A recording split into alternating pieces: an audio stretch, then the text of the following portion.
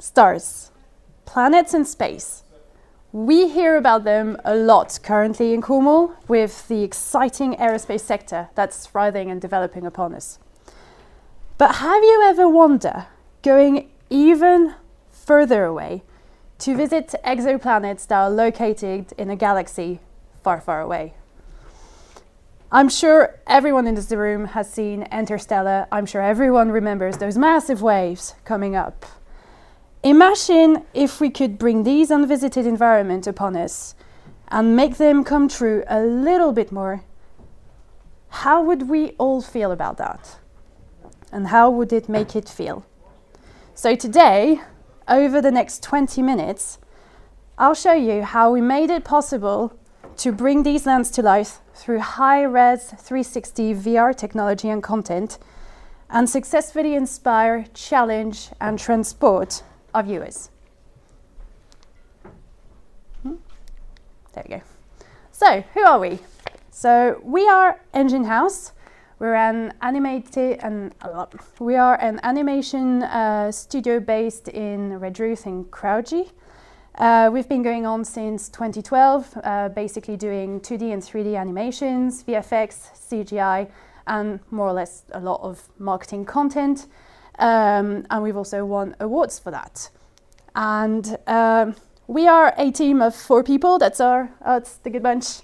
A team of 8 people, sorry, with different set of skills. We've got 3D animators, 3D generalists, we've got producers, artists, and modelists. So the jobs we specify in has been a lot of service-led jobs so far, working for the gaming industries, for example, creating animation for cutscenes, as we can see here for the Assassin's Creed license. We've also worked with advertising and TV with companies such as Ogilvy in Vietnam, where we've created for that company called Karofi a whole CGI 3D animation with this robot transforming and doing really cool stuff. We've also been really, really successful in creating and offering animated book covers and trailers for book publishing, especially in the UK. We've been really fortunate lately to work with Penguin on their Doctor Who licensed books, providing trailers, especially for the new series. So that's been really, really awesome to do. But since about a year and a half, we've been looking to develop our very own content as well. So we've been working on our very own short movies. So this one called The Ship, that's won quite a lot of awards recently, which tells the tale about Cornwall separating from the UK and how it would look like. So if you ever come across it, make sure you have a look because it's quite good fun. And very recently, I'm sure you've all heard about Back from the Dead Red, which is our very own film currently in production that we managed to get a distribution deal for. And you can find more about this by looking at our behind-the-scenes documentary called The Engine House Red Adventures. So what about VR in all of that? We've been super interested in VR since the very beginning of Engine House. We've worked on several small little projects, but it kind of culminated with work we did for Transport for London, who wanted to create some training environment to train their staff in maintaining their trains. So that was the first step forward. At the time it was quite difficult, the technology wasn't quite there, and also the budget wasn't quite there either. But we wanted to go a little bit further, and from that experience we approached University of Exeter, their astrophysics department in Exeter, on their Exeter campus. We pitched to them the idea, like, how would it be if we could translate your scientific data into incredible space unseen visuals, and they kind of got really excited about that. So they said, okay, we're going for it, put a budget together, and we also partnered with We the Curious, who would be responsible for the editing, distributing, and narrating. So that was it. This was us, with 3 little companies working on that incredible projects, which was about, in which we delivered 6 scientifically accurate exoplanets environment in a video that's about 10 minutes long with some narrations and music on top of it. The whole thing would be in high resolution 360 visuals, and it took us about 6 months, 20 grand, and we were 5 project leads on it, also working with about 10 researchers and other people from We the Curious that took care of the editing and stuff. And for all of that, the project was actually a very unique, engaging outreach experience that we created. So we're going to come back a little bit on that and talk to you about how we got there. So here are some very early stage developments. So we can see like there's one of the planets of one of the hot Jupiter planets that you can see in the video. There's all the clouds that are happening in one of those planets and how it shows, and also we also have a big wave experience, and this is how it looks like. We use a software that's called 3ds Max that was used to model the planets, the waves, the clouds, and all the kind of everything that composed the video.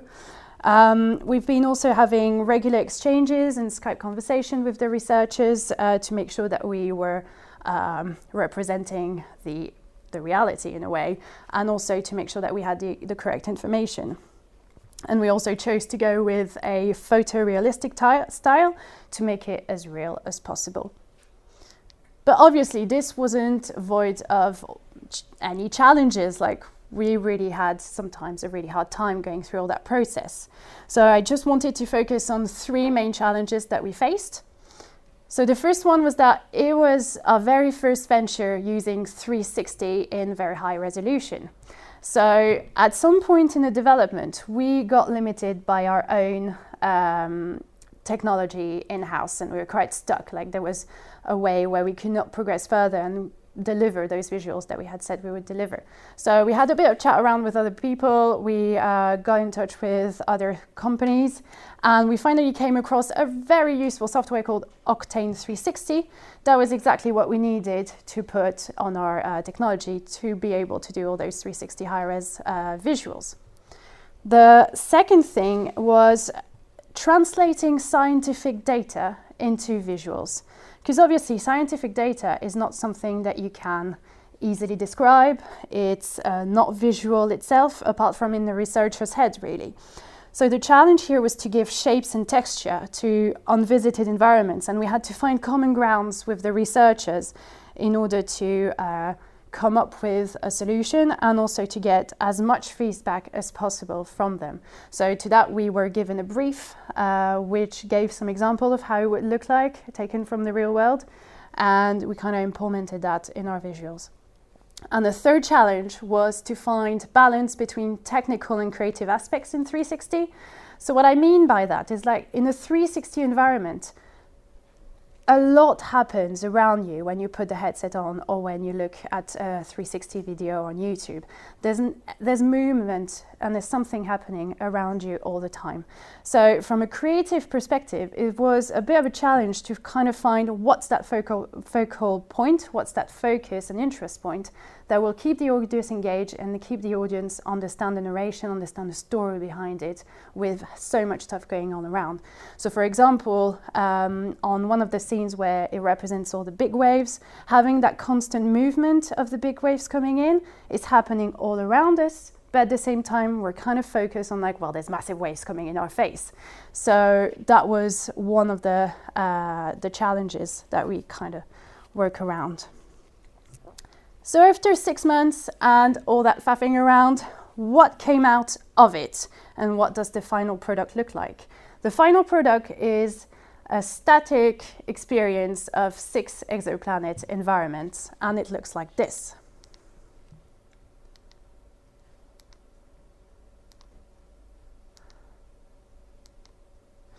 So with the lights on, we can't really see, but you'll see a bit later. So it's really gorgeous, and we managed to really get to really high-end visuals down there. So as you can imagine, many cool things came out of this experience. The first of it was that we now have 3.1 million views on We the Curious channel on YouTube, and the video was ranked #1 of YouTube's VR and 360 department. We've got about 41,000 likes and about 2,000 comments from people. And I just wanted to give a little bit of a Q&A here in the audience. What do you think are the craziest comments that we've had on this video? Has anyone got any idea?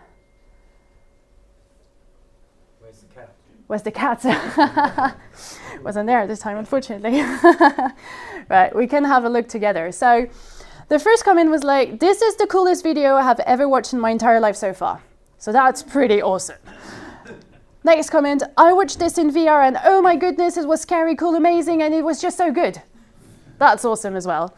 No Man's Sky sucks compared to this, lol lol, for the geek reference. This is amazing, I loved it, I'm studying this right now in school and it helped me a lot, thank you. So there we go with a little bit of outreach and the science communicated here. There's no way we are alone in the universe. So we had a whole bunch of theoretical comments in there, like the aliens are somewhere, that's for sure. So that was quite good fun to read. Yo, and that the planet at 7:40 where Obi-Wan and Anakin had a fight. So that's the lava environment that we had. We did find that quite a few times in the comic. It was quite funny. It was truly a magnificent experience. I would like to say from my deepest heart, thank you for making this incredible, stunning video. That one is really like cool. We went to Spain without spending one time and $1. So that's the way we can put it as well. This is what I want to study the heavens. It's so amazing. Another one that I found really interesting is the water planet caused me so much anxiety. Being in open water, not seeing the bottom makes me so nervous. I can't stand it. So that quite show how the emotional response that we had. And my little favorite, has anyone tried this while high? Which we had a lot as well, if you can imagine.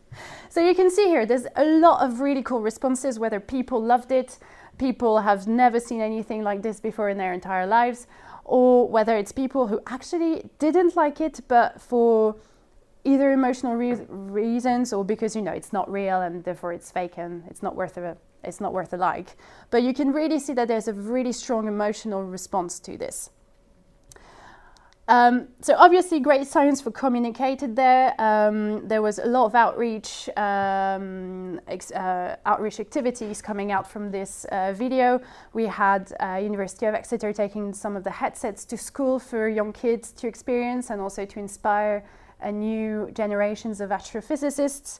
On our side, we also developed some press deals with this technology that were published on NASA's official website. That was quite cool. And also we're working again together with the University of Exeter on another exoplanet video that hopefully will be even cooler. We also went on to create our own little outreach game from this experience, which is called Solar Sister VR. So this is a really for kids game where they can use the VR headset to basically all the planets have gone out of their orbits, and the aim is to put them back in orbit around the sun and get information about the planets at the same time. So that's been also quite successful. And of course we go into now November 2018 where we won 2 Lovey Awards. The Lovey Awards are a European internet awards that kind of recognizes and acknowledges all the greatest stuff, the most greatest stuff that's been happening on the internet so far. And we had the pleasure and really the honor to win 2 awards like this, the Bronze Awards and the People's Choice Awards. So this meant a lot to us. We really knew that we were making something special and that it was actually really unique. But it's meant a bit more for us than that, because through this experience, we really developed a strong expertise in making high-res 360 visual content.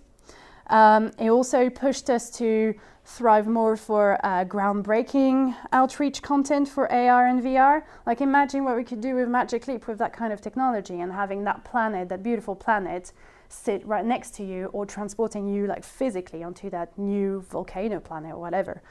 And also it changed the way we approach storytelling and immersion, because if we can convey that kind of emotion of anxiety with the waves, what does it tell us about what kind of emotions we can convey through more mental health oriented creation that VR can allow? So that's all the kind of different things that it triggers in our mind. So in terms of why was it successful, we believe that it's due to 4 different things.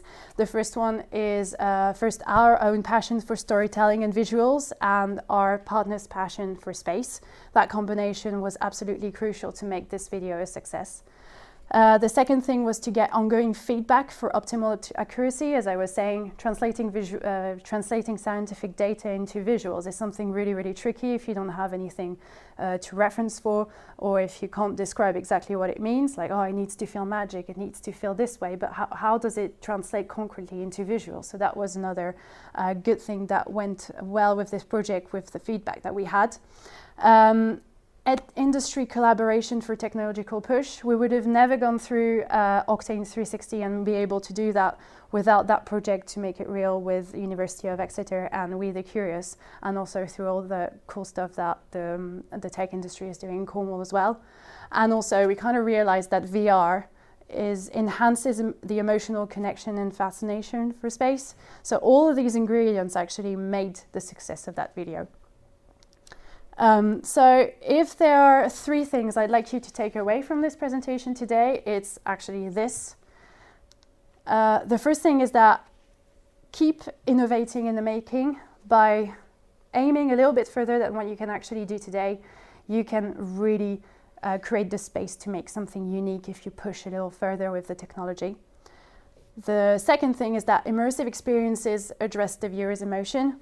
The emotional link with immersion makes it the best tool to target an audience, whether it's for science or space or outreach, but also for marketing and for entertainment and storytelling. And the third thing is that high-end VR provides limitless possibilities for science and other sectors. We brought here unique environments to the human eyes. We can do so much more with VR today, and we know we can do it well. So if you want to give this right a go, I've brought in the headset and some headphones. We've got the video set up, and if there are a few volunteers that want to give it a go, feel free to to tell me. Thank you very much. We're very active on our Twitter. We share all of our different news and new developments, so make sure that you follow us and get in touch if you want to. Thank you.